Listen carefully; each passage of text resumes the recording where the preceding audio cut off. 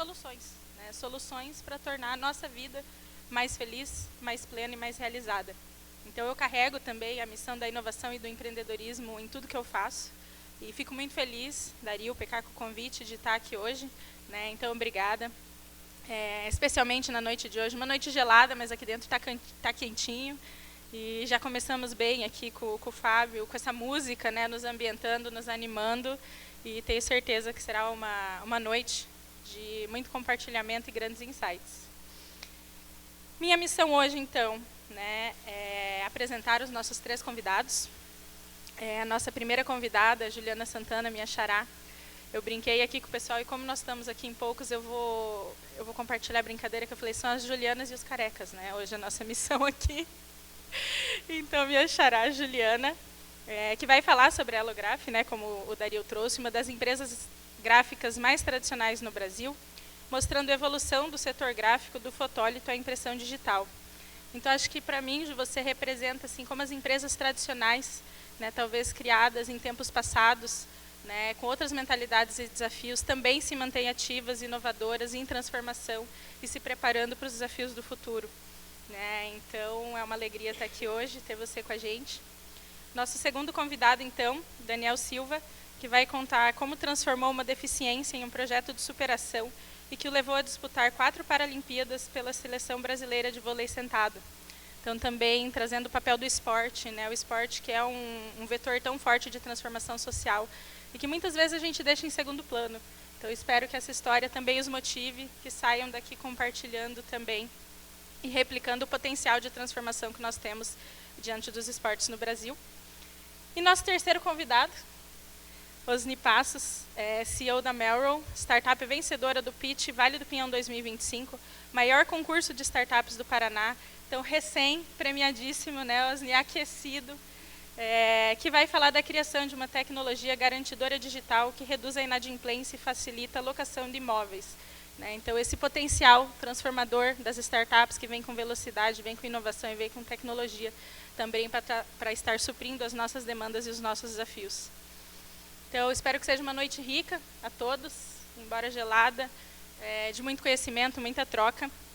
E agora, além de uma salva de palmas, então, eu gostaria de chamar ao palco os nossos 3 palestrantes para que a gente possa fazer também um registro dessa noite.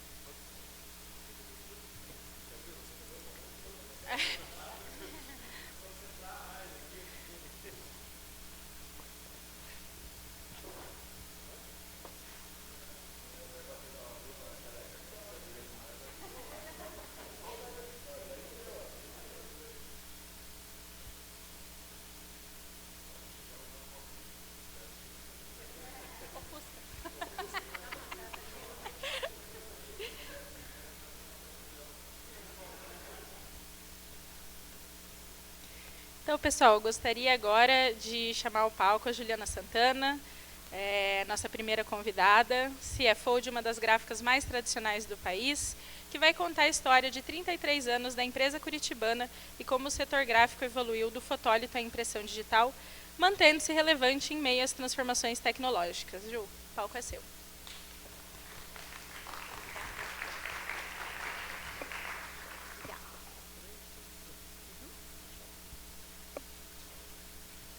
Boa noite a todos. Obrigada por essa honra de estar aqui hoje falando, né, para vocês. Obrigada ao Dario pelo convite, o PK.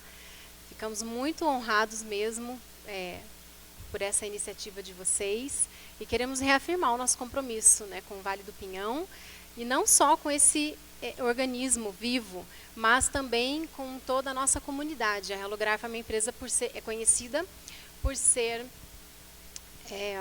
muito social. Nós trabalhamos sempre em prol da comunidade, fazemos muitas doações de livros, agendas, cadernos, tudo que nos compete, o que é possível, nós abençoamos a nossa comunidade, né? Então, eu vou falar um pouquinho de nós. Não, antes eu vou falar do livro. O Dario falou do livro, né, do Innovate.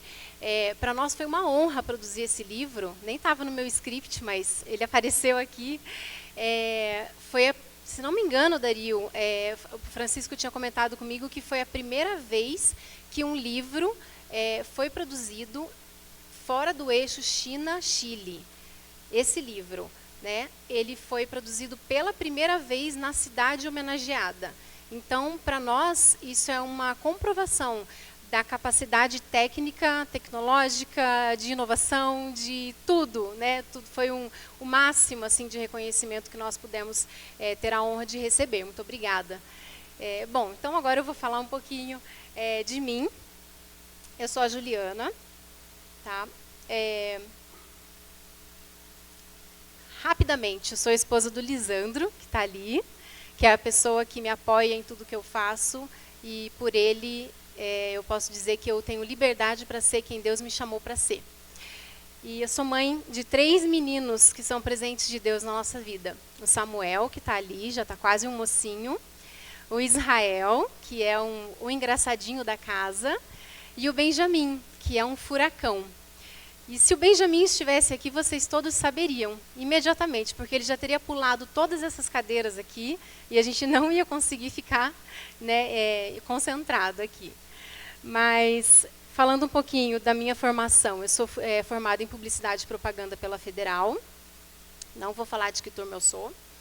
E eu estou me formando em Direito no ano que vem pela Uniopet. Direito foi sempre também um sonho que eu tive. E acabei, na pandemia, todo mundo descobriu que gostava de estudar, quem gosta de estudar, né? Relembrou que eu gostava de estudar na pandemia, e eu voltei, né, para a faculdade. Junto com o curso, eu descobri que eu estava grávida do Benjamin. Então, foram 2 coisas, 2 projetos grandiosos juntos, e deu tudo certo. Agora ele já está com 4 anos e eu ainda estou na faculdade, porque não dá para fazer tudo, né? Então, a gente faz o que consegue.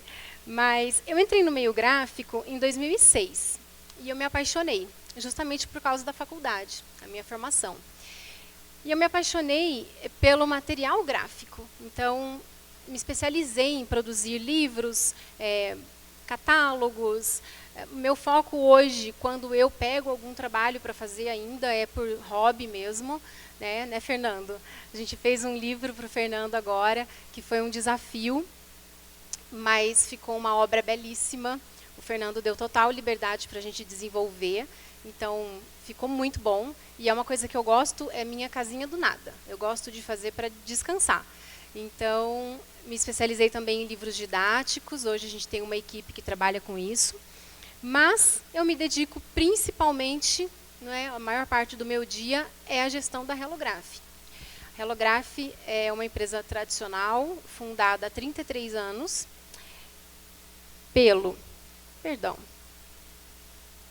meu sogro, está mais lá para frente, mas fundada pelo meu sogro Abílio há 33 anos.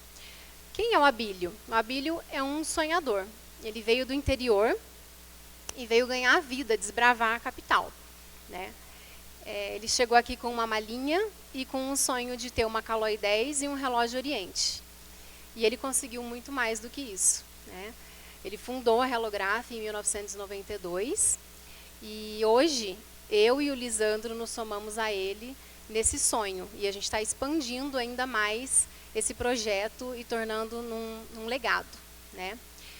Enfim, eu vou falar um pouquinho agora para vocês, vou fazer uma pausa e vou falar sobre a evolução do setor gráfico, que é uma das pautas, uma das minhas missões aqui, né, como todo mundo falou. Rapidamente, gente, é uma pincelada na história. O objetivo é mostrar de onde a gente veio e o que a tecnologia, o desenvolvimento, a inovação fizeram por nós nesse tempo, tá? Então, aqui nós temos a prensa de Gutenberg, acho que todo mundo já ouviu falar. Ela foi inventada em 1440. Claro, de diversas outras ideias e inovações para aquela época, veio muito equipamento chinês, tivemos muita coisa antes disso, mas aqui nós temos um equipamento que é a base do que nós conhecemos hoje como impressão gráfica. Tá? Aqui foi dado início à impressão em massa. E é uma coisa engraçada, porque precisava de muita gente para conseguir imprimir 2 folhas A4 de uma vez. Era um equipamento que aqui colocava-se a folha, aqui embaixo eram montados as chapas, não é chapa, os tipos, seriam as formas, né? Eles montavam as letras e faziam as linhas e formavam as frases uma por uma, e encaixavam ali embaixo. Vinha uma pessoa com umas almofadas e passava a tinta, passava na mão, deixava bem uniforme, e aí eles deitavam o papel, jogavam lá para dentro e puxavam a prensa, e faziam lá um carimbo. Então, era muito trabalhoso, um resultado que com o tempo ficou bom, não borrava mais, eles conseguiam aproveitar, mas era muito arcaico, né? Aí nós tivemos a invenção do linotipo, em 1886. Com a Revolução Industrial, houve a necessidade de aumentar a velocidade da impressão das folhas. Essa aqui é uma máquina que fazia a composição dessas formas, desses tipos móveis. Então, a pessoa escrevia lá no teclado, era como se fosse uma máquina de datilografar gigante ali. Ela escolhia quais eram as letras, literalmente, que iam cair, e depois fundia tudo e formava aquele molde para daí colocar no outro equipamento e continuar nesse sistema de prensa.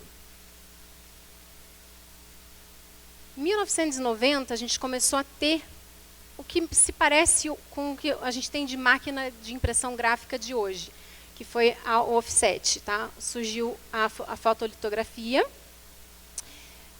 que também aqui surgiu a fotocomposição com as matrizes de alumínio e a impressão direta. Então, a imagem era transferida para essa chapa, para esse fotolipo, desculpa, e ele fazia a impressão no papel. Tá?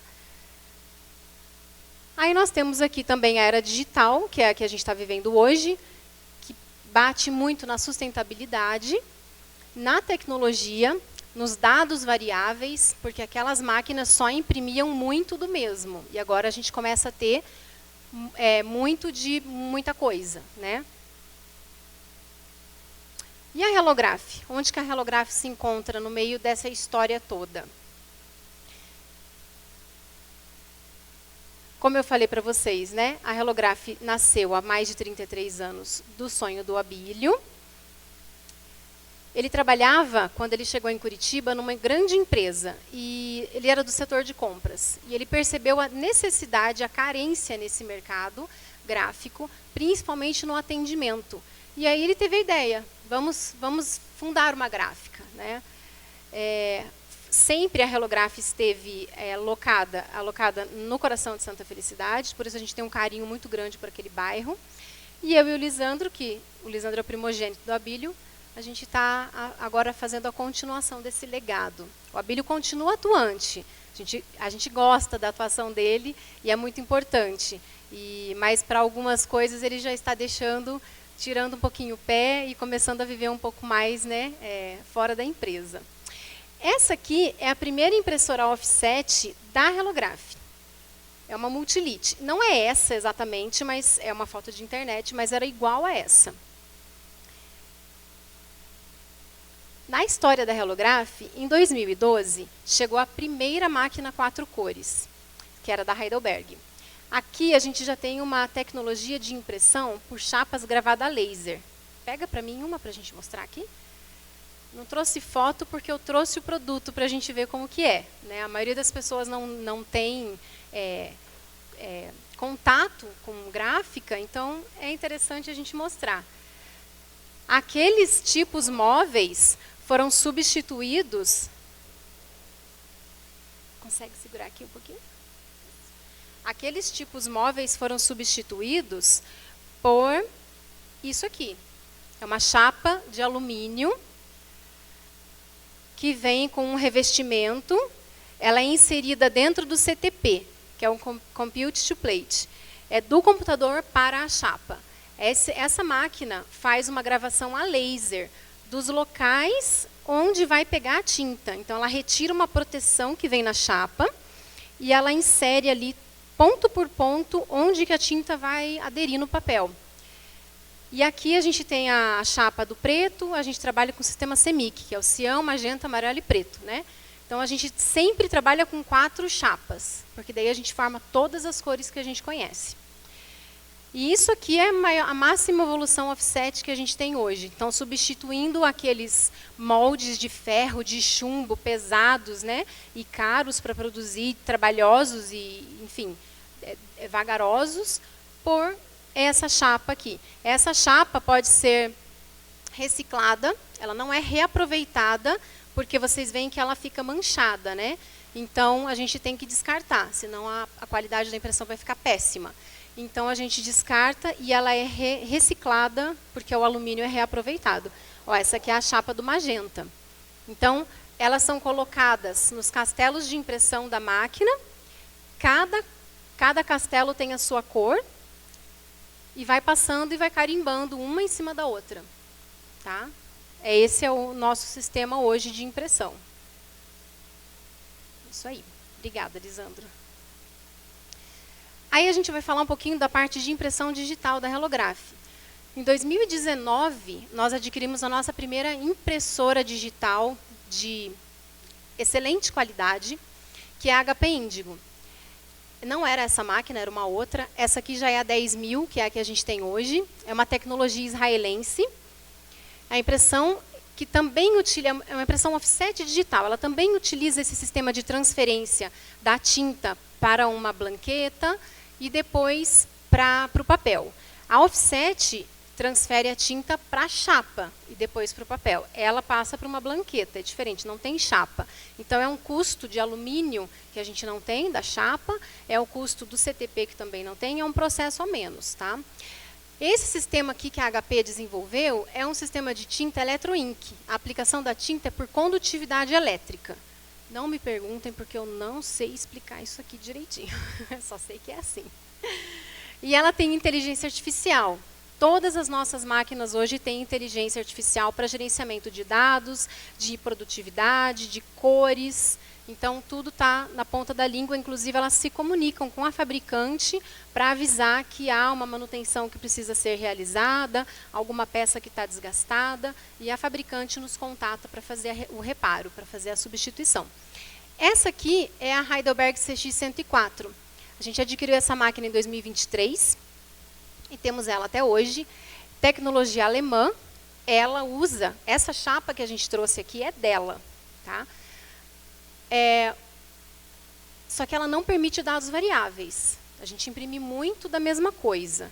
Lá na outra, na HP, a gente imprime dados variáveis. Eu posso imprimir um convite com o seu nome, que é possível. Tá? Aqui nós também temos alta velocidade de impressão. Essa máquina aqui tem a mais recente tecnologia de impressão offset da Heidelberg, que é uma das maiores fabricantes de máquina offset do mundo. Também tem a inteligência artificial. Tá? E essa aqui é a novidade que a gente quer trazer para vocês. É a primeira máquina na América Latina. É uma fabricante japonesa, Fujifilm. Todo mundo conhece a Fuji. Né? Elas também fabricam esse tipo de máquina. Em parceria com a VS Graphics, nós trouxemos essa máquina. Ela é diferente, ela não tem nem a chapa, nem a blanqueta. Ela vai direto para o papel, né, Marcelo? É uma outra tecnologia. Então, tem dados variáveis. O sistema de impressão dela é com cabeça de impressão, jato de tinta. Então, ela joga direto a tinta no papel. Maior produtividade com menor custo de produção. A velocidade e a qualidade dela são incríveis. E dotada de inteligência artificial também, para garantir a qualidade da impressão do início ao fim da tiragem. Só que a Hellograph não é uma gráfica que só investe em máquinas. Nós também fazemos acompanhamento dos nossos processos. Temos acompanhamento em tempo real de cada etapa de produção através dos tablets que nós temos distribuídos por toda a empresa. Então, tudo que acontece lá dentro é apontado e a gente tem plena ciência de onde cada trabalho está e o que está acontecendo com cada um das nossas ordens de serviço.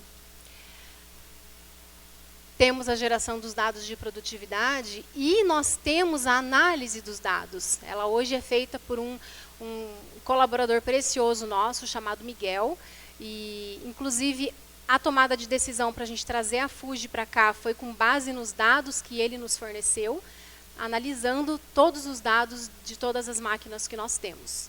Então, a gente consegue tomar as decisões de aquisições ou de... Nós também vendemos uma máquina recentemente e também foi tomada a decisão com base nesses dados que toda essa tecnologia nos fornece. A gente tem um gerenciamento e uma adequação de cores específica para cada trabalho. Então, o cliente pode ir lá na boca da máquina fazer a aprovação do tom da cor que ele quer.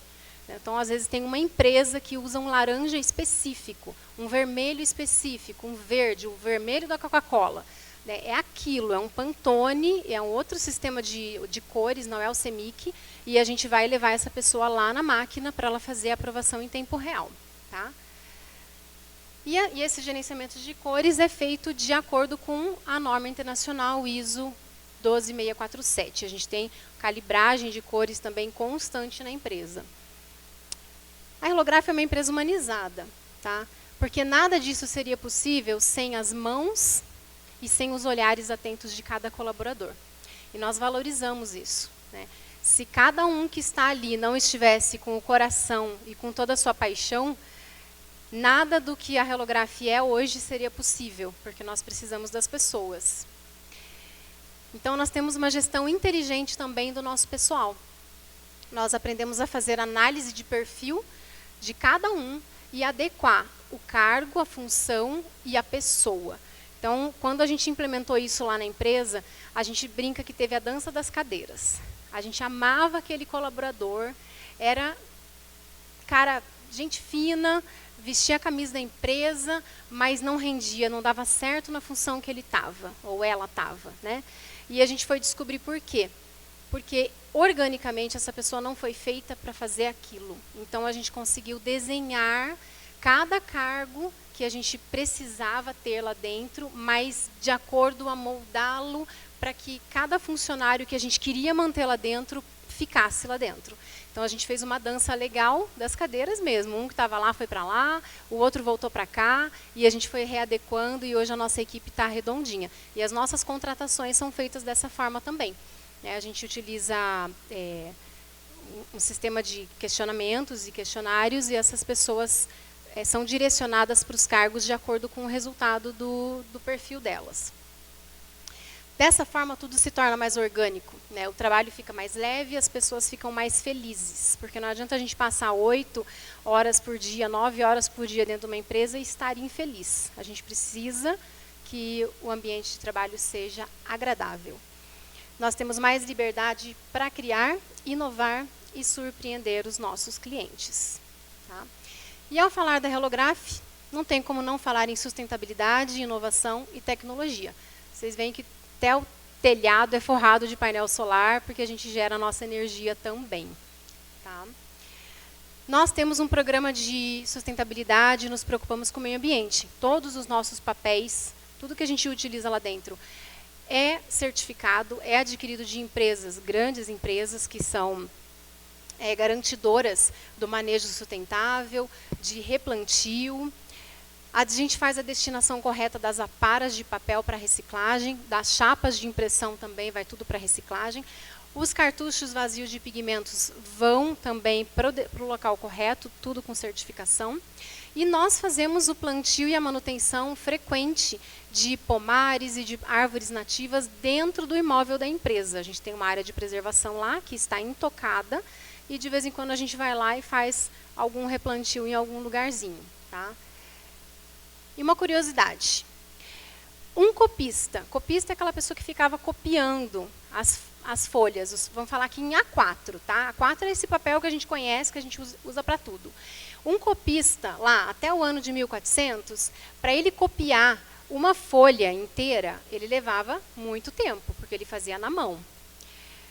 Então, por dia, eu fiquei assustada com esse número, por dia, alguém chuta quantas páginas um copista copiava? 4, 10, 3, 40.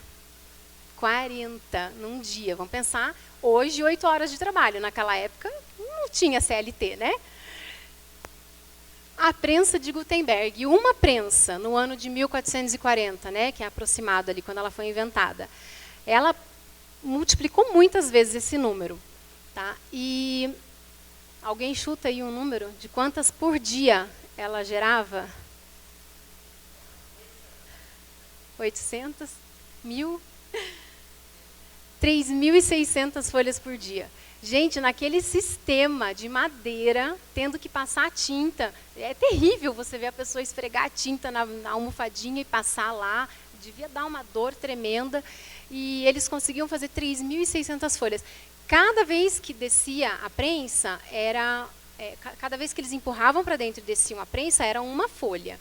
Mas aí tinha outra folha do lado, eles faziam 2 imagens ali, então prensava uma, depois prensava outra, então de cada vez saíam 2 folhas. Mas mesmo assim, é um número bom para o sistema da época. Né?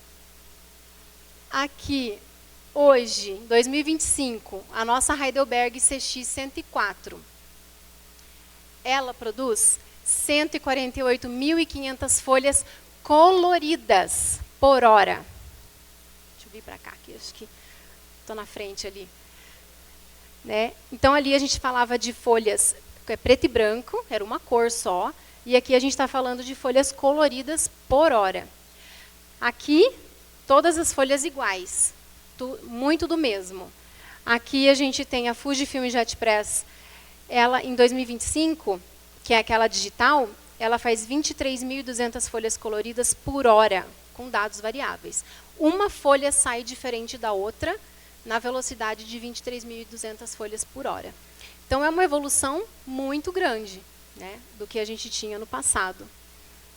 Hoje, a Hellograph é a única gráfica na América Latina que detém as 3 tecnologias de impressão ao mesmo tempo. A offset, a digital electroink e a inkjet, com cabeça de impressão. E as nossas tecnologias nos permitem atuar nos mercados editorial, promocional e de embalagens. E nós fazemos tudo isso com rapidez e excelência. Hoje a gente pode dizer que a Hellograph é a gráfica mais tecnológica da América Latina.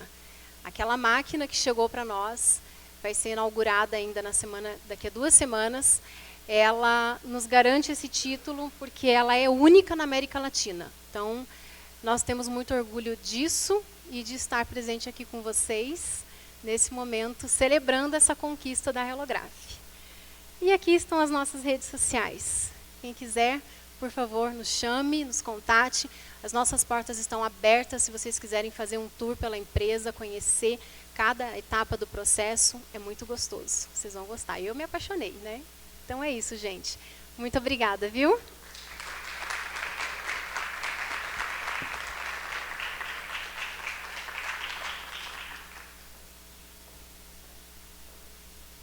Obrigada, Ju. Confesso que eu não conhecia tanto sobre a Hellograph, já tinha escutado sobre a marca, mas é extremamente interessante, né, esse olhar de vocês, não só para os avanços tecnológicos, mas o olhar humanizado, né, para os colaboradores, para buscar os devidos lugares, conciliar isso também com as práticas de sustentabilidade. Então, acho que dá para entender que isso que vocês representam também é devido a esse olhar, né, 360 que vocês têm. E acho que esse é um dos grandes desafios, né? Quando a gente fala de empreendedorismo, eu vejo, para mim salta assim, a questão também geracional, quando você fala, né, que mantém o seu sogro ali ativo, os desafios de transformação de cultura. Né? Então, a forma com que vocês estão conseguindo lidar com isso, se manter, né, posicionados com destaque na América Latina. E são destaques, aliás, são desafios também constantes no empreendedorismo, né, quando a gente trabalha com movimentos de ecossistema, de inovação, né, como transpor essa barreira, né, da mudança cultural. Então, foi muito, muito bacana escutar você e conhecer um pouquinho mais da história da Hellograph e os motivos desse sucesso. Obrigada. E, bom, pessoal, agora Então, tenho a alegria, junto a vocês, de receber o nosso segundo convidado da noite, que é ex-atleta da Seleção Brasileira de Vôlei Sentado, e agora vai compartilhar conosco a sua trajetória de superação e como transformou uma deficiência física em força para representar o Brasil em 4 Paralimpíadas, mostrando que os limites são apenas pontos de partida. Então, seja bem-vindo, Daniel.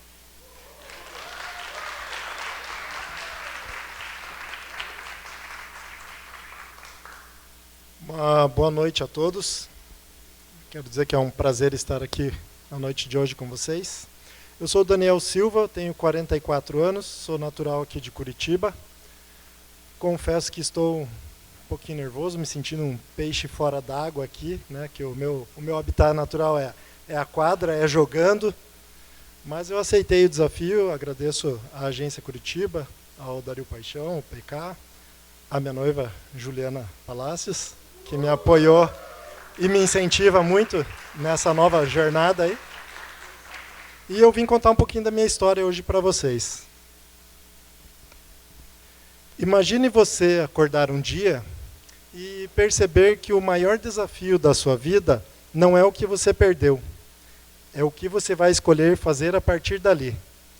Em janeiro do ano 2000, durante uma tentativa de assalto, eu acabei levando um tiro, mesmo sem reagir. Eu estava dentro do carro, o carro estava parado, mas eu não tinha puxado o freio de mão. O carro estava desligado, inclusive. Aí chegaram os 2 assaltantes, né, deram voz de assalto, eu levantei a mão para entregar, para descer. E nessa reação eu fui para descer e eu puxei a trava da porta para abrir, só que ela não abriu porque o pino estava travado.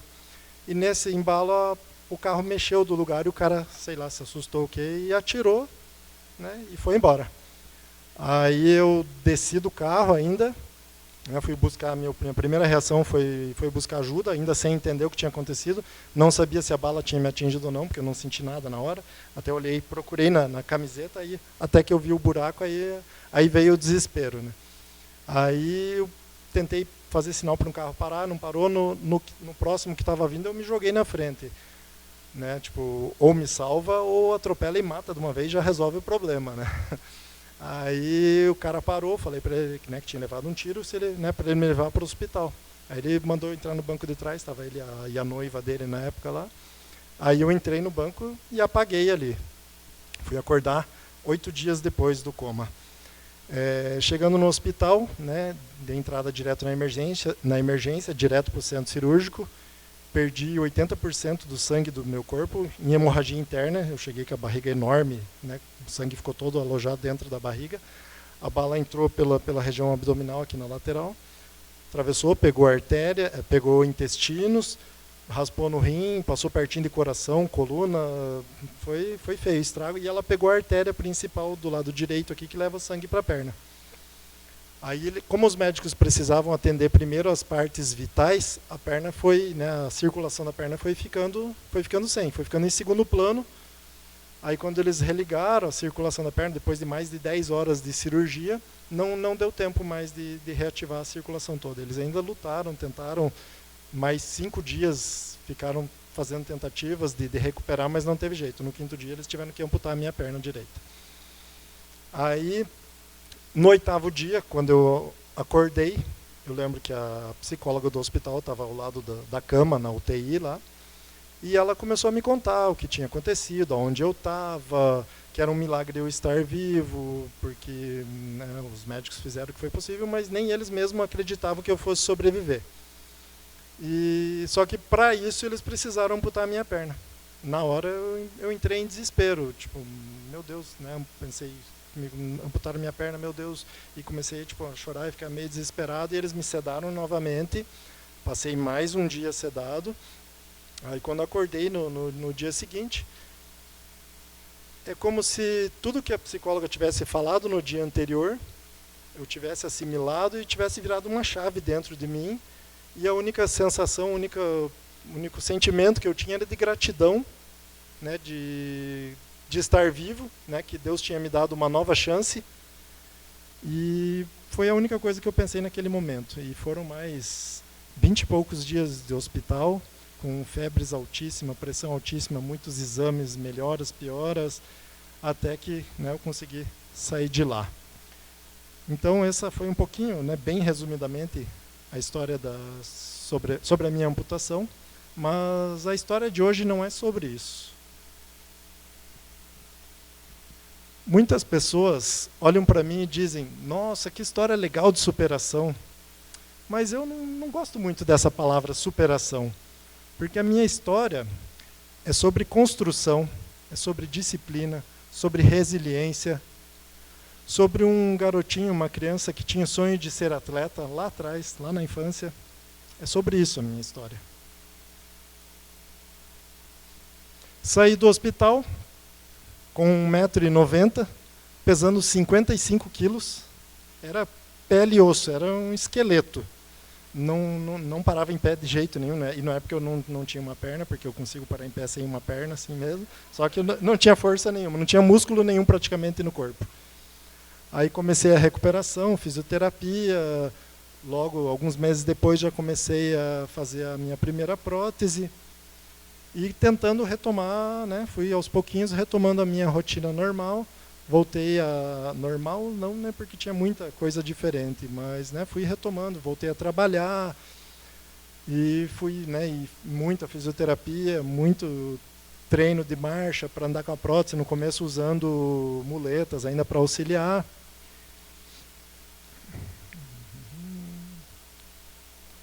Aí, só que ainda faltava alguma coisa na minha vida, que era o esporte. Que eu sempre fui uma pessoa muito ativa. Em época de infância, de escola, eu chegava em casa da escola de manhã, almoçava, fazia lição e ia para a rua.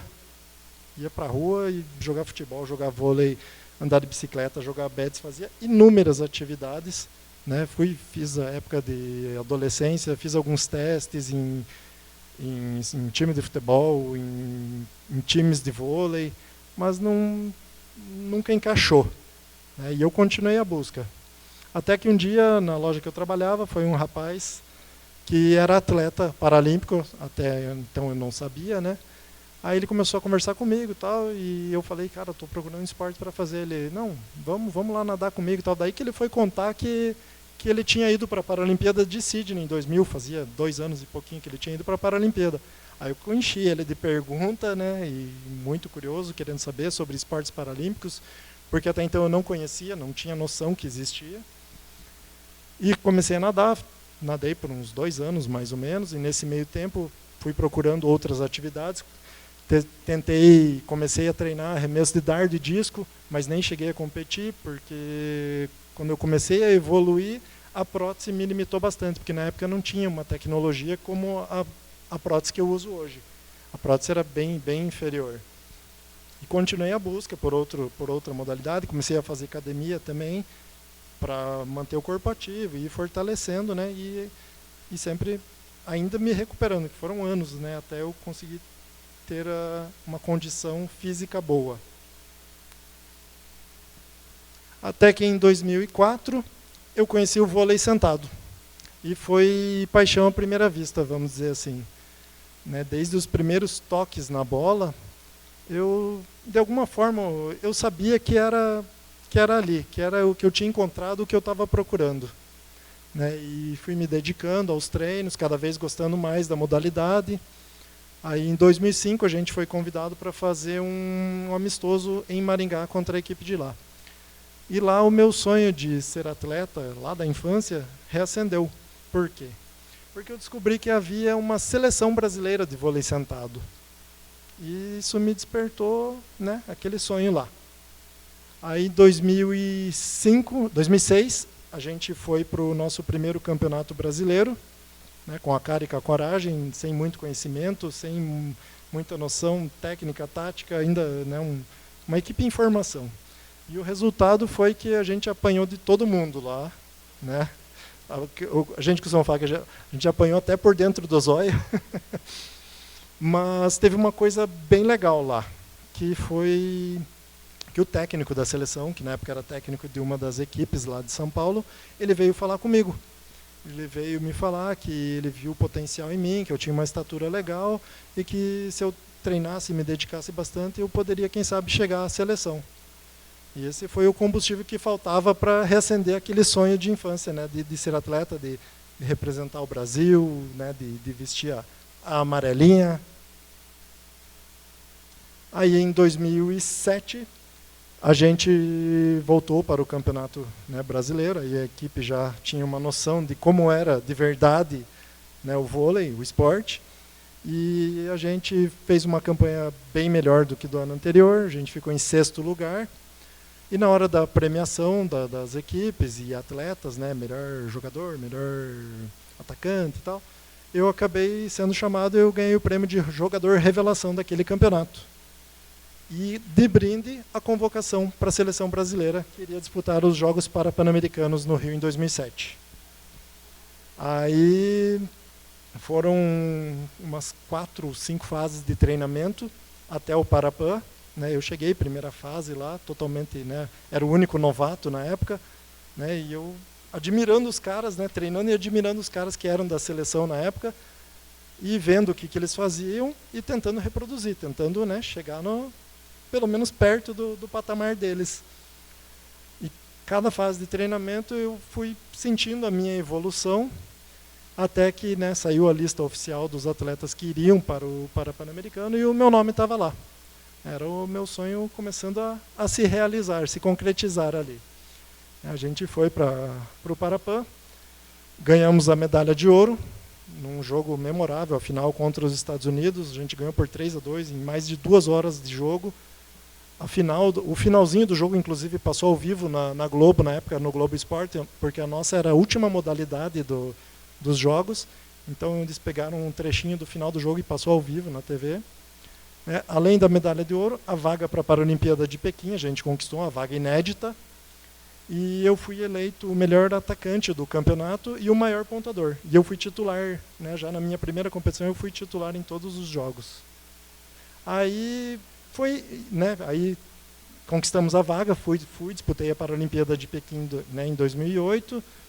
Né, achei que eu estava no auge, né, campeão, Parapan, né, seleção, medalha de ouro, bandeira, hino, Paralimpíada. Eu achei que estava no topo. Foi aí que eu descobri uma coisa muito importante, que chegar ao topo é difícil, mas se manter lá é muito mais difícil.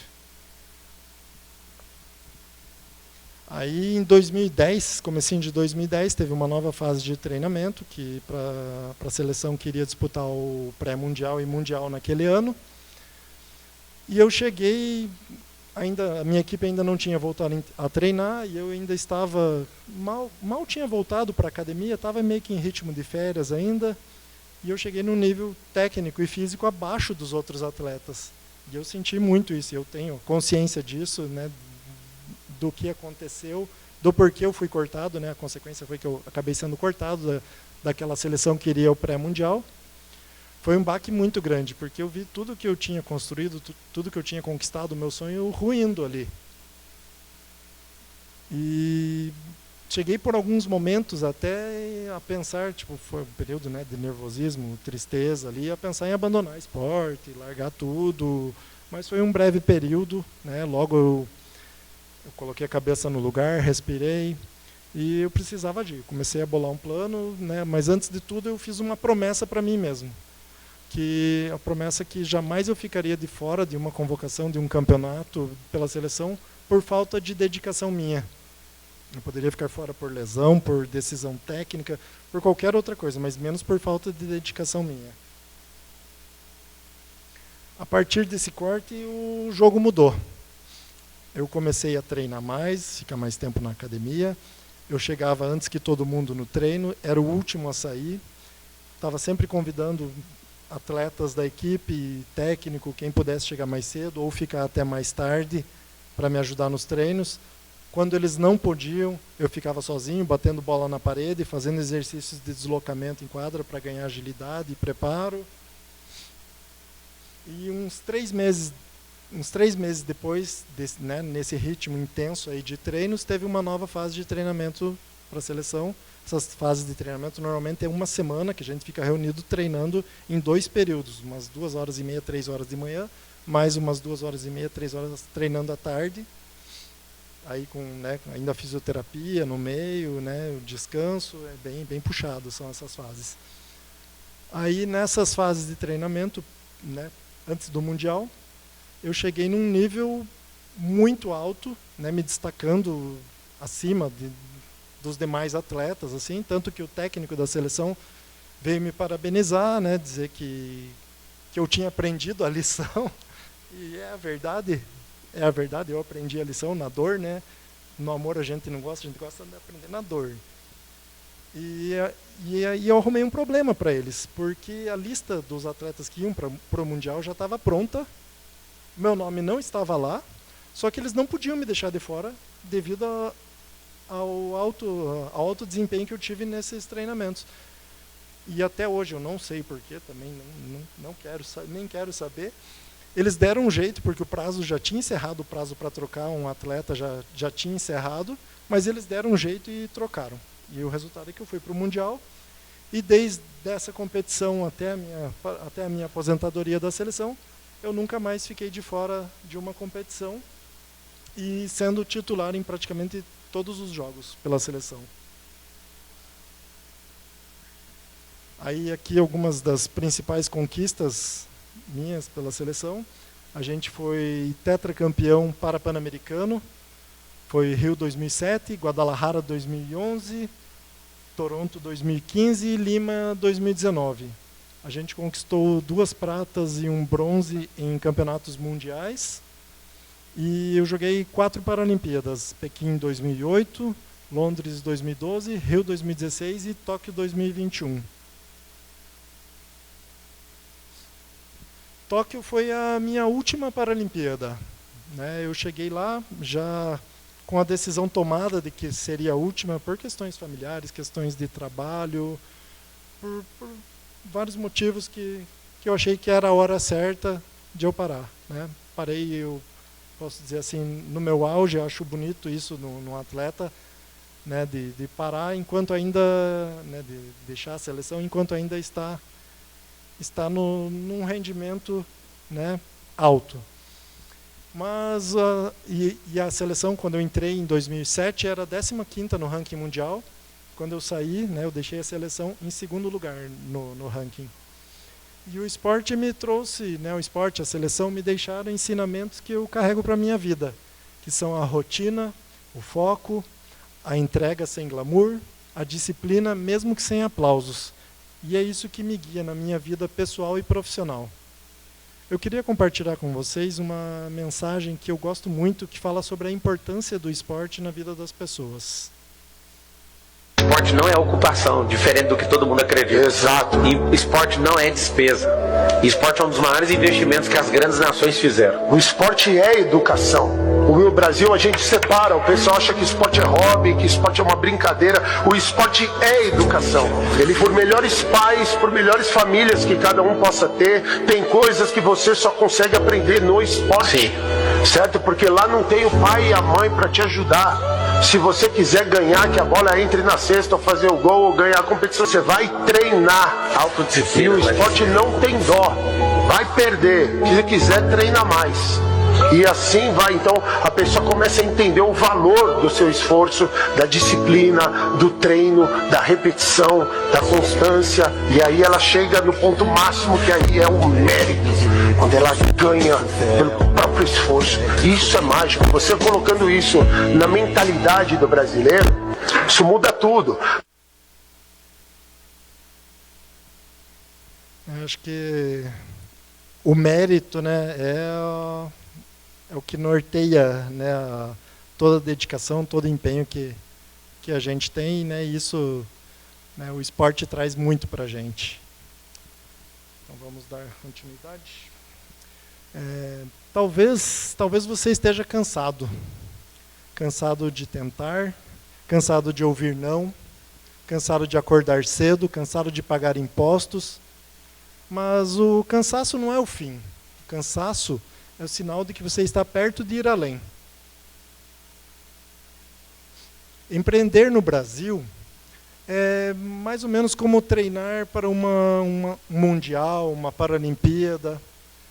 Poucos recursos, muitos desafios, expectativas altas, mas quem se compromete, quem vai atrás de verdade, vai mais longe. Eu não sou atleta porque eu uso uma prótese. Eu sou atleta porque eu desenvolvi uma mentalidade. E eu batalhei muito por isso. Hoje, além do vôlei sentado, que eu continuo jogando pela equipe, aliás, pelas equipes, eu jogo pela equipe aqui de Curitiba, e esse ano eu assumi um novo desafio, que é jogar pelo Clube Paulistano de São Paulo, que é uma das poucas equipes profissionais de vôlei sentado no Brasil, e vou jogar Campeonato Brasileiro, Campeonato Paulista, os campeonatos principais do país, por eles lá. E como eu gosto de um desafio, né, o meu novo desafio começou em 2023, que é o beach tênis, e gostei bastante, estou treinando, estou me dedicando também, né. Infelizmente ainda não temos uma modalidade paralímpica, né, de beach tênis. Enquanto isso eu vou competindo com as pessoas sem deficiência mesmo. A mensagem final que eu gostaria de deixar é uma mensagem de minha autoria, que diz assim: diante das adversidades, você tem duas opções. Ou você senta e lamenta, ou levanta e arrebenta. Muito obrigado.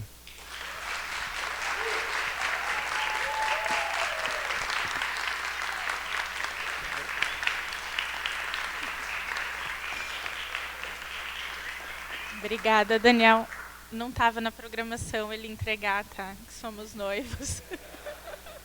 Mas, assim como eu venho, né, aprendendo sobre o papel do esporte, né, e o esporte paralímpico, eu espero que vocês também se inspirem, porque ele transforma vidas, né? E acompanhando as últimas Olimpíadas, eu pude, né, com ali alguém me ambientando sobre os bastidores, perceber como nós temos comunicação sobre as Olimpíadas, e 20 dias, um mês depois, quando vem as Paralimpíadas, com tantas histórias transformadoras, como falta comunicação, mídia, atenção. Então, acho que a gente ainda precisa trabalhar muito as políticas públicas, né, de esporte no nosso país, porque esse potencial transformador, né, também diante das novas gerações, dos jovens, né, e desses sonhos, é altíssimo. Então, a gente tem uma longa jornada pela frente. E agora, então, para agitar a nossa noite e fechar o nosso terceiro painelista, convido Osni Passos, CEO da Merrill, startup vencedora do Pitch Vale do Pinhão 2025, que vai apresentar a tecnologia garantidora digital criada pela startup, que está revolucionando o mercado ao reduzir a inadimplência, facilitar locações, promovendo segurança e inovação no setor imobiliário. Bem-vindo, Osni. Obrigado, pessoal. Oi. Uhul. Pô, Daniel, daí você me deixou numa situação difícil, né? Agora tá todo mundo aquecido aqui. Mas, poxa, é porque tá difícil de segurar o choro aqui, sabe? Cara grande, barbudo, careca, parece que é grande coisa, mas é um Maria Mole aqui no final das contas. Então, pessoal, primeiro, muito obrigado por você estar aqui. Então, eu preparei um material aqui para vocês para compartilhar um pouquinho como é que foi essa jornada da construção da Merrill e tudo mais. E eu também mentoro muitas startups, eu estou há 20 anos fazendo startup, e eu estou aqui para compartilhar um pouquinho, e talvez algum de vocês em algum momento vai ver que é possível fazer as coisas diferentes aqui no Brasil, para outras pessoas, e que todo mundo acaba ganhando. Empreender não é você tirar de alguém alguma taxa, vender algum serviço, se aproveitar alguma situação. Dá para ser equilibrado, honesto e direto e ser inclusivo com todo mundo, sem precisar se recorrer a esse tipo de coisa. No Brasil a gente pensa na lei de Gerson, né, que a gente acaba se aproveitando, então eu preparei um materialzinho para ver como é que foi essa construção. Bom, como vocês sabem, a gente tem uma startup que é um ecossistema imobiliário simplificado e seguro. E o que aconteceu? Lá em 2012, deixa eu voltar aqui, eu vim trabalhar na Madeira e eu não fui aprovado em seguro-fiança. Deixa eu trocar, porque senão eu vou me atrapalhar aqui. E as imobiliárias de Curitiba queriam que eu fizesse amizade com o curitibano em uma semaninha para virar meu fiador em 2 semanas. Já tenho amizade com o curitibano agora a ponto disso, mas não rolou em uma semana, tá? A amizade com o curitibano é para sempre, mas tem um processo ali para poder ser feito e tudo mais. Não é impossível, acredito, eu falo para todo mundo no Brasil. Só que eu não consegui, tive que morar 2 anos num hotel com a minha esposa por conta disso, nosso relacionamento vai durar para sempre. por conta disso, mas eu não consegui 2 semanas, trabalhando 90 horas por semana para fazer o unicórnio acontecer. E daí eu comecei a pensar, pô, não pode ser tão complicado assim para alugar um imóvel. Eu tenho um imóvel em Joinville que eu coloquei para alugar como imobiliário, o cara não achou ainda, depois de 3 meses. Como é que os caras querem que eu seja fiador de mim mesmo? Daí quando você começa a entender como funciona esse processo, basicamente eu comecei a entender que para você alugar um imóvel, você tem que ter quase capacidade de comprar aquele imóvel. Eu falei assim, não faz o menor sentido. Daí a gente começou a entender um pouquinho mais desse mercado, e eu sou programador, tá? Sou programador, engenheiro, não acredito que dá para olhar, eu não consigo olhar para alguma coisa sem minimamente, sabe, tipo Clóvis de Barros, né? Ter um pouquinho de orgulho e entender o que está acontecendo. Eu comecei a pesquisar um pouquinho de como é que funcionava. E comecei primeiro a fazer o básico de startup. Agora começa aqui a primeira fase de quem estiver começando tem uma ideia na cabeça e quiser fazer alguma coisa. E outra coisa, só um pause.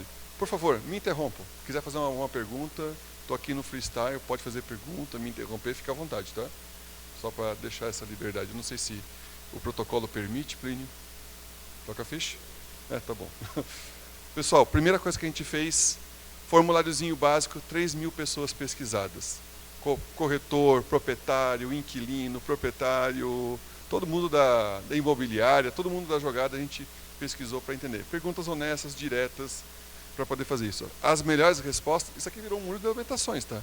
Proprietário é chato, inquilino é chato, imobiliário é chato, tem de tudo. E só que a gente pegou as melhores e começou a entrevistar a galera. Chegar um amigo para cervejinha, trocar uma ideia, o que está acontecendo, como é que funciona. É o famoso, no Toyota Way, para quem conhece, é o Kobutsu. Vamos trazer o engenheiro de volta para a linha de produção para perguntar para a galera o que está acontecendo. Isso é importantíssimo, porque você vai ter entender o que está rolando. Não é só nos dados que as coisas acontecem. Eu fiz 250 ligações para o EDX, provocando os proprietários para alugar os imóveis deles. Perguntava para ele, pedia o modelinho de contrato que ele tinha. De cada 10 que eu pedia, 9 era igualzinho o modelo de contrato. Primeiro o resultado do Google. O cara não tinha. Para ter uma ideia de que tipo de proteção que os caras têm. Daí, como bom, isso é uma parte importante, quando você começa a ter uma ideia e você precisa, sabe, explorar ela, é MVP, Minimum Viable Product. Faz alguns testes. É importante nessa fase, como você não tem recursos, você não é filho de papai rico, nem nada, e coisa e tal, ou você não tem dinheiro guardado, você vai errar um monte. Não acredita que a tua ideia vai ser a melhor possível. Como é que é? O método científico diz que você nunca está mais certo, só está menos errado. Então é isso que você vai conseguir testando cada vez com cada teste, e isso aqui é importante. Só para você ter uma ideia, né, hoje em dia tem muito sistema de no-code que te ajuda a fazer programação e demais.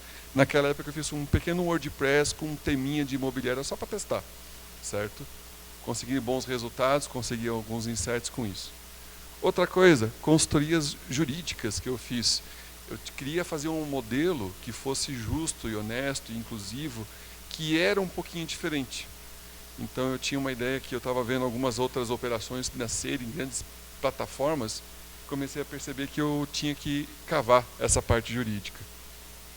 Mas uma das melhores coisas que eu fiz, de novo, Kobutsu, né, o terceiro item lá do Toyota Way, consultoria nas maiores imobiliárias de Curitiba. Mandei um e-mailzinho, sou Osni, MBA lá, MBA cá, estou oferecendo para você uma consultoria de melhoria de processo. Cara, o pessoal abriu as portas, de graça, abriu as portas, quero ver como é que funciona e tudo mais, consegui dados e informações que nem eles mesmos possuem hoje.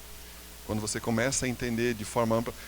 Antes disso eu pensei em virar corretor de imóveis, para poder entender um pouquinho o negócio, mas não precisei chegar tanto. E além disso, eu tenho meu imóvel em Joinville que eu coloquei direto com o proprietário, comecei a entender como é que funcionava esse processo. O que eu achei? Problemas. Aprovar inquilino, legislação é complexa e o inadimplência, atrasos são bem altos. E o custo para um cara trabalhar com aluguel, pequeno corretor, pequeno imobiliário, é muito alto. Custa de 15 a 30 mil reais por mês. Quando você vê um corretor pequenininho tentando trabalhar sozinho, se ele está sem estrutura, você já vai entender o que está acontecendo. É TI, sistema, jurídica e demais. O que a gente fez? Esse cara não vai comprar sistema. O meu concorrente é o Excel pirata. Então vamos dar para ele um sistema de gerenciamento automático e gratuito, usando várias IAs, vários sistemas, dá de graça para ele. De graça. Dá produtos financeiros, não garantia, não seguros, produtos financeiros. Isso aqui tem um poder em cima desse processo todo. E, de novo, nenhuma mensalidade. 600 pila de qualquer sistema e coisa e tal para esse corretor é a mensalidade da escola do filho dele. Certo? Ele não vai pagar. Ele prefere, tipo, né, o cara que faz 3, 4 contas no ChatGPT para poder economizar. Então, por favor, né? Então a gente fez essa plataforma totalmente simplificada, isso é o que a gente tem hoje, tá? Mas a gente tentou focar bastante em UX, lembrando que esse pessoal, a gente focou muito inicialmente no proprietário, então tem que ser bem simples. Cadastrou o imóvel, a gente replica esse imóvel nos grandes portais de graça e automático, o OLX, Zap, Viva Real, Chaves na Mão, Facebook Marketplace, a gente coloca em todos esses lugares. Todo mundo que chega já entra num processo de aprovação criminal, antifraude, CPF, CEF, prova de vida, avaliação financeira. Por quê? Nós vamos garantir o aluguel em dia. Quando o inquilino não pagar no dia 12, no dia 13 de manhã entra na conta do proprietário e do corretor automaticamente. Para quem conhece a realidade desse corretor, não sei se alguém conhece, tem que fazer formulário em outros lugares. Não, que a gente não identificou, pagou. E a nossa equipe que vai fazer a negociação de forma flexibilizada com os inquilinos, para poder ajudar eles. Eu já atrasei aluguel. Alguém atrasou o aluguel já alguma vez, aí ficou na pindaíba? Um monte de envergonhado aí. Cara, é um momento sensível. Pô, você é aluguel. Depois da comida, a segunda coisa que é mais importante na tua vida, certo? Então a gente lá com o inquilino fala assim, ó, Casas Bahia do aluguel, quer pagar quanto? Quanto que resolve tua vida? Você precisa de respiro, não de crítica. Então é esse o momento que a gente consegue ajudar. E a gente realmente consegue ajudar. O corretor aprovou pelo sorriso, a gente garantiu o bolso, já no processo já tem o botãozinho de criar contrato, sistema de entradas, temos sistema de auto-vistoria, foto, vídeo. No final, o próprio sistema já gerencia o pagamento, faz o reajuste automático. O que a gente fez? Libertou o corretor para focar em relacionamento, que é onde ele brilha, certo? Não tem nenhuma IA, nem nada hoje em dia que consiga substituir o olho no olho, esse relacionamento. E o próprio sistema já resolve tudo. Está garantido o pagamento, a nossa equipe faz a negociação. Foca em crescer, meu irmão. Segue o barco. Certo? O mercado é gigante. 650 bilhões por ano só de aluguel, residencial, comercial e demais do Brasil, todo ano. E o nosso foco é muito nesse 80% que são os pessoal que é desassistido. Todas as soluções imobiliárias são muito focadas em imobiliárias grandes. Vamos pegar o cara da grana, né, no final das contas. Mas demora muito tempo e geralmente o cara já tem alguma solução. Vamos pegar os pequenos que a gente acaba sendo um copo d'água para quem está no inferno. O cara está no Excel pirata, está na pindaíba, é o brasileiro que não desiste nunca. Esse é o cara. E a gente consegue ajudar ele. Então, 60% é proprietário direto, a gente acaba atendendo e tudo mais, mas o nosso foco mesmo é nas imobiliárias e corretores pequenas que acabam de 100 a 500 contratos, ou até 1.000, que a gente consegue realmente ajudar. E a gente é muito focado nesses imobiliários e corretores locais. Então, a gente acaba dando para eles a competitividade que eles perderam perante várias plataformas grandes do mercado imobiliário. Foco no local. O pessoal consegue resolver o pessoal aqui localmente. E então acaba sendo a imobiliária, corretor, o eu empreendedor, ou eu imobiliária, se você preferir, ou mesmo um proprietário. Então, dessa forma, a gente consegue trazer valor para todo mundo. Corretor, competitividade, autonomia, porque a comissão dele é todo ele que define, ele que vai dizer como é que é o cliente dele, o contrato dele, boleto dele, tudo dele. Inclusive, a gente dá o white label para o corretor, com a carinha, foto, coisa e tal, fomenta a tua marca, você é um cara legal, faz o teu show aí. E o melhor, custo zero e a antecipação para ele. Porque nós somos a única solução que consegue antecipar as comissões dos corretores. E isso é muito importante, porque esse pessoal às vezes tem muita dificuldade de manter esse caixa. E qualquer chuvinha, o mercado imobiliário sofre. E ele é o primeiro a sentir. Proprietário, através dele, consegue ter agora a garantia de aluguel em dia e as antecipações, porque eu não sei se falei para vocês, além da garantia, a gente também antecipa. Precisa de uma graninha, A antecipação de aluguel, de comissões, é mais barato que empréstimo, melhor. O dinheiro já é teu. Tem o frete, sim, mas é bem mais barato, mais rápido e está a um clique de distância. E o inquilino, como eu falei para vocês, maior nível de aprovação, a gente passou de 30% para 90% com o nosso modelo. E o porquê? E a gente consegue também flexibilizar com esse inquilino. A minha teoria é que se você der a quantidade de parcela suficiente para o brasileiro, ele resolve qualquer coisa. Então, se acontecer alguma coisa, como é que é? Alguém discorda? Então, tá bom. Nosso modelo de negócio, é verdade. Nosso modelo de negócio, a gente cobra, quem conhece garantias locatícias, mas nosso modelo não é uma garantia locatícia, é uma garantia de pagamento, isso são aqueles produtos financeiros que eu comentei, vai de 7% a 10%, com danos e sem danos. É muito mais barato que as outras garantias, para quem conhece, vai de 10%, 15%, eu já vi casos de 20% de garantia, consegue ser mais em conta, e as antecipações vão de 3% a 9%, vai depender muito do perfil, prazo e tudo mais, e também de momento de mercado, né? Vai depender muito da Selic e ademais, esse tipo de coisa. Isso tudo porque a gente transformou o que era uma garantia uma garantia locatícia numa garantia de pagamento. O que acontece aqui? Isso é uma das partes mais importantes do nosso negócio. A gente consegue, uma vez que você transforma uma garantia antes locatícia numa garantia de pagamento, o nosso cliente muda, mas a gente consegue com isso uma agilidade jurídica em caso de desocupação, despejo e tudo mais.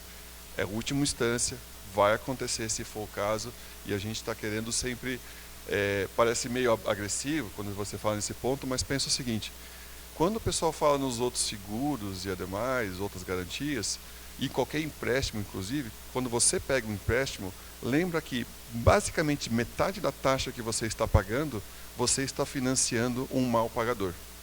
Aqui a gente tentou mudar isso.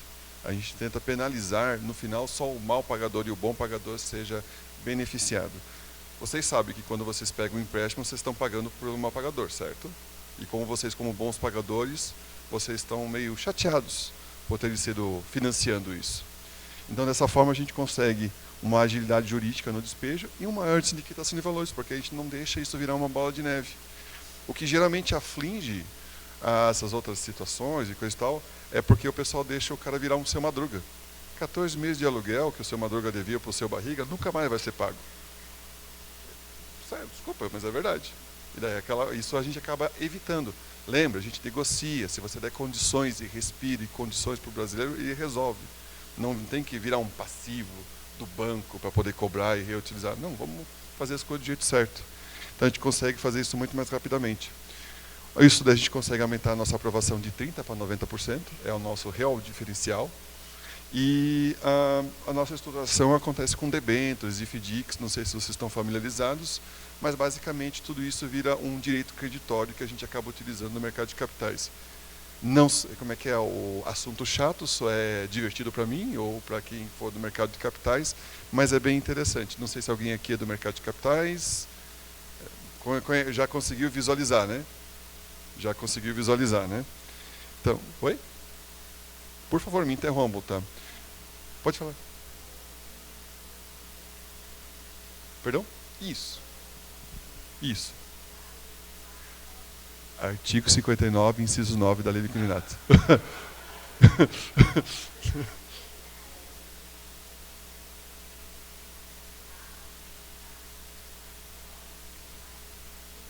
Liminar. Sim. Por isso, bom, primeiro a gente acabou criando um massificado jurídico no nosso processo. A gente, sempre lembrando, tá, pessoal, isso aqui é a última instância e tudo mais, a gente só vai para essas vias de fato quando realmente esgotou as capacidades de negociação. Geralmente, já no primeiro mês, a gente dá essa opção de negociação. Se a pessoa for reticente, a gente já identifica esses padrões, inclusive com a ajuda de inteligência artificial e tudo mais. A gente já tem de antemão a procuração dos responsáveis para eventualidades, então você sabe que boa parte do trabalho é essa demora do tipo pegar as autorizações, procurações e tudo mais, e quando a gente já sai do sistema, como a gente está controlando todo o processo de ponta a ponta, eu já saio com a petição inicial, já com pedido de despejo por liminar no primeiro dia. 100% dos casos eu consegui em 48 horas a liminar. Porque artigo 59, inciso 9, você consegue o liminar é a única coisa no Brasil que não se julga, se executa. Então, se você tiver tudo dentro dos parâmetros, por isso que acaba sendo muito importante para a gente controlar o processo e ter a agilidade da nossa equipe e não depender dos terceiros, é mais importante.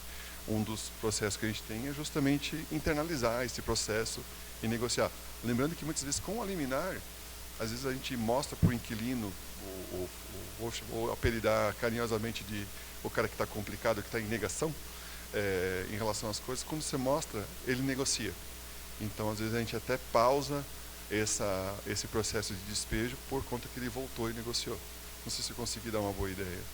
Mas o artigo 59, inciso 9, é uma boa colinha para você. Tá? Se você quiser, depois eu te detalho um pouquinho e até te mostro essa cláusula que a gente tem no nosso processo, que nos dá essa agilidade jurídica. Beleza? A gente consegue gerar um impacto social muito interessante com todas as ODS, porque, primeiro, com essas duas primeiras, a gente consegue ajudar o pequeno, o corretor, a pequena imobiliária, não a grande plataforma, porque agora ele tem autonomia e ele é local. Como é que é? Boa parte dessas ODS são focadas muito em o produtor local, o pequeno produtor, o pequeno corretor imobiliário. Então, ele consegue, vamos colocar aqui, que o poder do grande foi dado para o pequeno agora. Porque agora ele está tão competitivo quanto os grandes. Sendo uma brincadeira, pensa que o grandão é o McDonald's, a gente é mais iFood. Eu estou dando a capacidade do cara poder ter a mesma logística e financeira que os grandes têm. E outra coisa que eu gosto sempre de lembrar que quando você sobe a aprovação de 30% para 90%, isso não foi uma coisa que a gente pensou no início, tá? Eu tenho que ser sincero com vocês em relação a isso. O que aconteceu nesse momento é que quando você sobe de 30% para 90%, as pessoas que antes, qual seria a saída delas? Quando você não é aprovada, quando 70% das pessoas não são aprovadas para um aluguel, ela tem que ir para o irregular.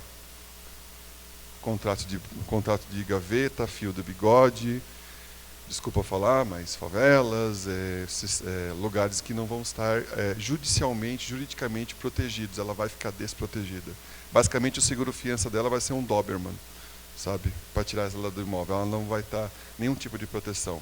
Você consegue trazer essa pessoa para lugares da cidade mais estruturados, organizados.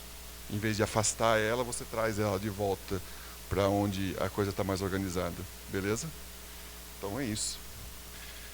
Fazendo as comparações, meu Deus do céu. Fazendo as comparações, a gente é mais uma XP dos corretores de imóveis, então a gente dá a estrutura, a gente só é o aparato financeiro. Então, em termos com comparações com... o pessoal compara muito a gente com o Quinto Andar. Então, enquanto eles estão em regiões limitadas, quem faz o show é o próprio corretor.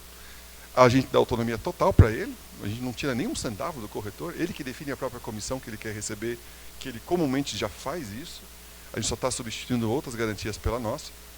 O Asset Light, a gente não precisa de estrutura, nossa equipe é totalmente remota, tá? Mas, aquela coisa, a gente não precisa de tanta equipe para poder fazer isso. Eu tenho muito orgulho de falar que 100% da Melro é totalmente trabalho remoto. Então, tem gente pelo Brasil inteiro trabalhando remotamente e é um desafio muito grande de cultura para fazer isso, mas é muito interessante ver os resultados e as interações que a gente tem. E a gente se comporta muito mais como um banco imobiliário do que uma super imobiliária, como o Quinto Andar acaba se comportando. Desculpa estourar o tempo, mas... Então, isso tudo depende de uma equipe sensacional. Para vocês terem uma ideia, é muito focada em cultura, jurídico. A Natália Broto Campelo, a minha sócia Vanessa Rangel, é focada em cultura. A Natália cuida das 40 maiores imobiliárias de Curitiba no estratégico, ela que ajudou a validar muito essa tese, fazer jurisprudência e demais. Michel Sarraf, que cuida da parte de CFO e recebíveis. Um CTO focado muito em PLG, que são produtos já prontos para o usuário. Toda uma equipe comercial. A Bruna, eu gosto de dizer que ela já trouxe 70 mil corretores para Homer Parcerias Imobiliárias e está com a gente agora. A Bruna Barbosa, que faz o jurídico. A Aline, que cuida da parte de tesouraria. O Henrico na parte jurídica. Todo mundo tem o seu papel. Não se constrói nada desse tamanho sozinho. escreve o que eu estou falando. A gente vai mudar a maneira que o aluguel é feito no Brasil. A gente já está começando. Tá? Bem dizer, a gente já está com volumetria de 144 milhões, 150 milhões, que pelo que eu vi hoje de manhã, 150 milhões em contratos já garantidos. Isso dá uma boa visibilidade para quem é do mercado de capitais de como é que funciona. Isso aqui é todo lastro, tá? Então, por algum motivo, comprar o problema dos outros dá um NPS muito bom. Como é que é? Quando você não precisa mais se preocupar em receber esse aluguel e alguém está se preocupando com você, o NPS, que a gente manda bem nesse momento, tá? Fica muito bom. E o ticket médio no Brasil inteiro acaba sendo de R$ 1.900, R$ 2.000. Essa é um pouquinho da nossa distribuição no Brasil inteiro. E é isso, muito obrigado. Eu fico à disposição para perguntas, se quiserem. Sem perguntas? Obrigado, Osni. Valeu. Obrigado, gente. O Dario, nosso presidente, teve que sair, ele tinha uma outra agenda, então ele não pôde permanecer até o final. Então só vou dar uma boa noite para vocês. Eu sou o PK, né, que foi citado aqui eventualmente. Meu nome mesmo é Paulo Kraus. Sou lá da Agência Curitiba também, então obrigado a toda a nossa equipe da Agência Curitiba, que organizou mais esse paiol. Obrigado ao pessoal da Fundação Cultural aqui do Teatro Paiol, sempre recebendo a gente. 7 anos, né, a gente incomodando aqui toda a última terça do mês. Então, 26 de agosto, teremos Paiol Digital aqui novamente com 3 palestras. Agradecer muito a Juliana, a nossa apresentadora de hoje, e principalmente aos 3 palestrantes. Veja, eu acompanho o Paiol há 6 anos. Eu diria que hoje foi uma noite muito especial, foi uma noite de campeões, né? A gráfica mais tecnológica da América Latina, Elograph, né, de Curitiba, tetracampeão pan-americano, 2 vezes vice-campeão mundial, uma vez medalha de bronze no Mundial, né, um orgulho brasileiro, Daniel, né, aqui com a gente, de Curitiba. E a Melro, né, o Osni não é de Curitiba, mas a Melro está em Curitiba e venceu o nosso concurso Pitch Vale do Peão de 2025, né, dia 17 de julho foi o vencedor, é um concurso nacional, mora aqui em Curitiba. Então hoje é a startup mais inovadora do Brasil, né, pelo concurso do Pitch Vale do Peão. Obrigado. Então, realmente é uma noite de campeões e o mais importante, né, campeões de Curitiba. Então, a gente tem que se orgulhar do trabalho deles, né, se orgulhar de suas histórias. E esse é um dos propósitos do Paiol Digital, né, valorizar quem está empreendendo, quem está inovando, quem está vencendo a partir de Curitiba. Então, muito obrigado a todos. Dia 26 estaremos aqui novamente. Dia 18 temos o Business Round, que vai ser lá no